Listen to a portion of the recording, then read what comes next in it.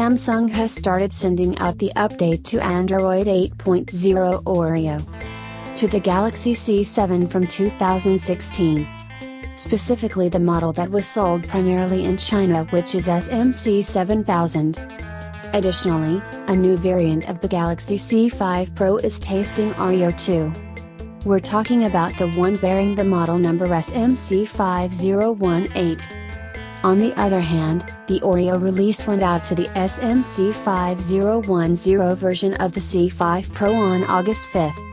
If you own a Galaxy C7, SMC7000, the new software version is C7000ZCU3CRH3, while for the C5 Pro, SMC5018, it's C5018ZMU1CRH2.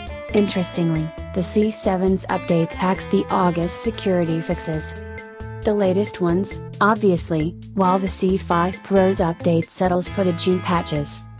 As always, these over-the-air rollouts are likely to go out in stages. So don't fret if you own one of the two specific models mentioned above, and haven't seen the update notification yet. It should arrive within the next few days or so. What's your take on this? Do share your views via comment section below.